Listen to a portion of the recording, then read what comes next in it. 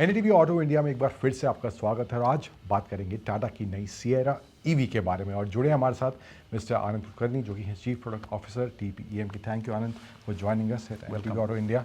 सो Sierra EV में क्या offer करा जा रहा है, कस्टमर क्या एक्सपेक्ट कर सकते हैं, और जो ऑलरेडी एग्जिस्टिंग प्रोडक्ट्स हैं टाटा के इलेक्ट्रिक व्हीकल पोर्टफोलियो में, उनसे थोड़ा अलग क्या इस नई सिएरा ईवी में दिया जा रहा है। So I'll just zoom out a little bit and answer that and start by saying that we have the widest portfolio in the country. जो सारे products हमारे पास हैं, they are we have the highest number of products starting from the entry level car like a Tiago right up to a premium SUV like the Harrier EV, and therefore this car fits right into that slot of a mid SUV, mid premium SUV sitting there. This has been an icon in its original avatar. So this vehicle had to be about possibilities, and इसके लिए हम लोगों ने काफ़ी सारे इसमें innovations लेके आए हैं हम लोग, जिसकी वजह से ना बस कंफर्ट, ना बस कैपेबिलिटी, और नॉट ओनली स्पेस, बट इसमें एक्सपीरियंसेस जो लोग इस सारी चीज़ को, सारी टेक्नोलॉजी को एक्सपीरियंस करके खुश हों, ऐसी बहुत सारी चीज़ें इस गाड़ी में हैं। एंड इसको लेकर के we brought the Sierra EV. So already I mean देखें हैरियर ईवी ऑलरेडी है वहाँ पे, अब यहाँ पे भी जो सिएरा ईवी लेकर आए हैं इसमें भी कैपेबिलिटी उस तरह की कुछ दी गई हैं। तो वहाँ पर आपको क्या लगता है किस तरह से किस तरह के कस्टमर को ये अट्रैक्ट करेगी, या जो हैरियर कस्टमर है या वो भी इसकी तरफ जाएगा, उसको लेकर क्या? सो हैरियर ईवी जो है वो एक प्रीमियम ईवी है, and it's a car that celebrates achievement. The Sierra EV is a younger sibling and it celebrates possibilities. So that itself उस वजह से बहुत सारा फ़र्क आता है। एंड जिस तरीके से हम लोगों ने इस गाड़ी को ट्यून किया है, जिस तरीके से इसमें टेक्नोलॉजीज को इंक्लूड किया है, you will find that the cars are different. So features की बात करें तो अब जो भी टाटा की नई गाड़ियाँ आनी है, चाहे आइस पोर्टफोलियो की बात करें, ईवी पोर्टफोलियो की बात करें, वहाँ पर फीचर्स की कोई कमी नहीं छोड़ी जा रही कि अगर वो मास मार्केट प्रोडक्ट भी है तो वहाँ पर भी फीचर्स अच्छे खासे दिए जा रहे हैं। तो वहाँ पर आपको क्या लगता है ये फीचर्स जो अब ऑफ़र करे जा रहे हैं, जो टेक्नोलॉजी ऑफ़र करी जा रही है, ओटी अपडेट्स वगैरह सब मिलते हैं, तो ये टेक्नोलॉजी किस तरह से कस्टमर के साथ इवॉल्व हो रही है, वहाँ पर मार्केट किस तरह से बदल रहा है? देखो, जो फीचर्स की बात हो रही है इसमें आज का जो कस्टमर है उसे एक्सपीरियंसेस चाहिए। सो बस एक फ़ीचर अगर आप दे दो कि कोई एक एडिशनल फ़ीचर होगा या कोई एक एडिशनल कंपोनेंट होगा, that itself does not do anything in isolation.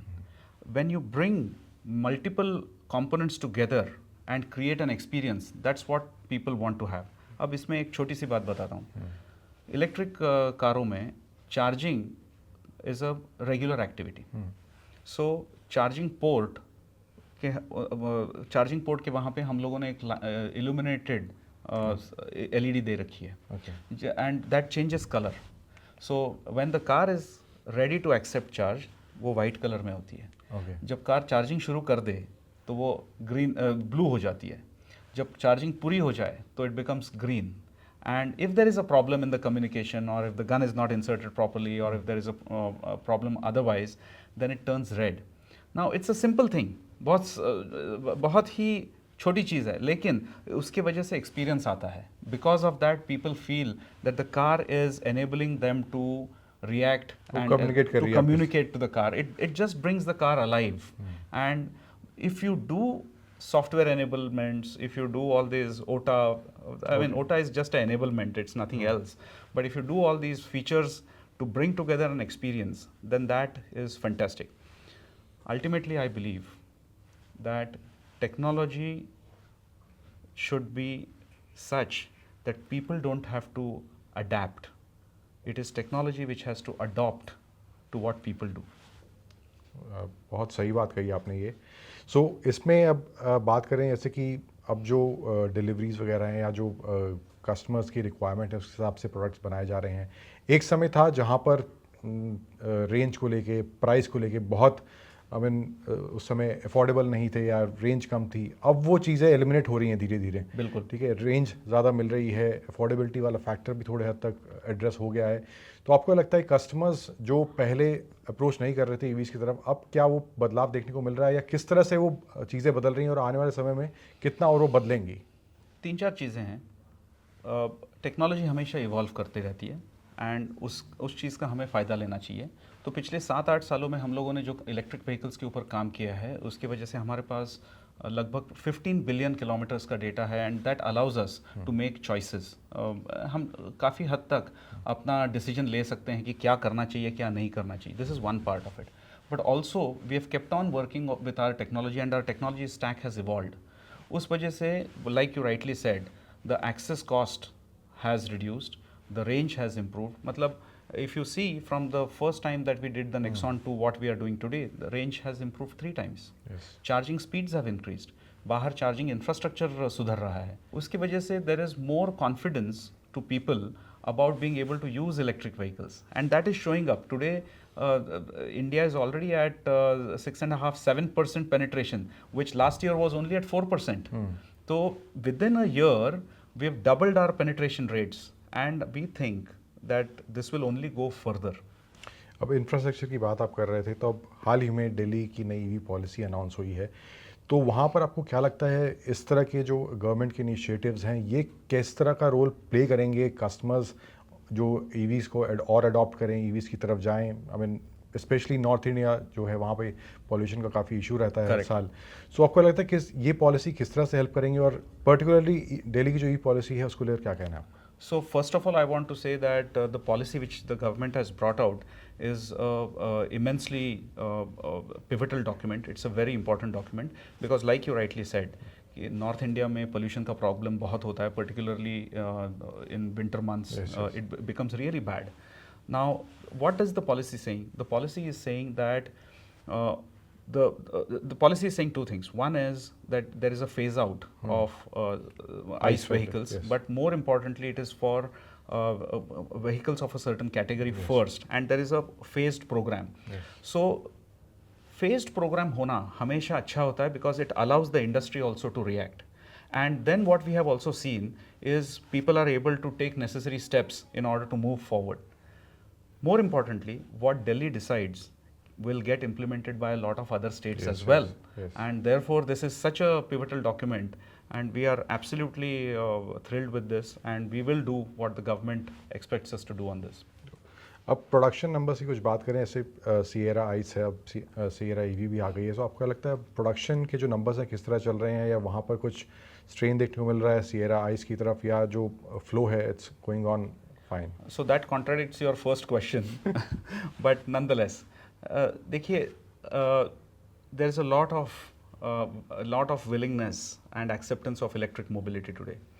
मतलब एक क्लासिकल कर्व होता है ना, जो पहले अर्ली अडॉप्टर्स होते हैं, उसके बाद फिर अर्ली मेजॉरिटी आता है, फिर लेट मेजॉरिटी आता है. हम लोग अभी अर्ली मेजॉरिटी और लेट मेजॉरिटी के बीच में हैं. So there is a lot of acceptance and uptake for electric vehicles. And there have been reasons for that, like we spoke about today. जैसे access cost कम हो गई है, जैसे range सुधर गई है, reliability सुधर गई है, ecosystem सुधर रहा है, charging speeds बढ़ रहे हैं, तो उसकी वजह से confidence आ रहा है, तो majority की तरफ move हो रहा है. लेकिन जब ये majority की तरफ move हो रहा है, so you want to have more and more people participate in this. Yes. And that is precisely how it will work. Today we are actually constrained by our ability to supply cars rather than constrained by demand. Demand आप अगर देखो तो शायद so Tata Motors today is almost at 19% of their own portfolio. मतलब हम लोग जितनी गाड़ियाँ बेच रहे हैं उसमें से 19% are electric vehicles already. Last year it was around 12-13%. We see that the actual demand is more like 25-30%, but we are not able to give you those kind of numbers. So it will take time for us to catch up with this rise in demand, but it will only, now the ball has been set rolling, it will only improve. So जैसे आपने कहा कि टाटा जो थी सबसे पहला manufacturer था जो mass market electric vehicles India में लेकर आया था. सो वो एक सफ़र रहा, एक जर्नी रही है, बहुत कुछ सीखने समझने को आपको हमको भी मिला है कि किस तरह से टेक्नोलॉजी अडॉप्ट हो रही है. तो आपको क्या लगता है कि जो आने वाला कुछ समय है वो कितना इम्पॉर्टेंट है इस ट्रांजिशन के लिए, जहाँ पर कस्टमर्स जो हिचक रहे थे अब ईवीज की तरफ जाएंगे? Like I said, the ball has been set rolling. I don't think today India needs any conviction कि इलेक्ट्रिक की तरफ जाना चाहिए कि नहीं जाना चाहिए, सारे उसके बेनिफिट्स सबको समझ में आ गए हैं. People have understood that it is a destination technology, it's a good technology to adopt, and बाकी सारी जो चीज़ें सपोर्टिव चीज़ें जो हो रही हैं इसकी वजह से I don't think there is any doubt in that remaining. I think electric vehicles have proven to a very large extent. Thank you so much for talking to us. Thank you very much. Thank you.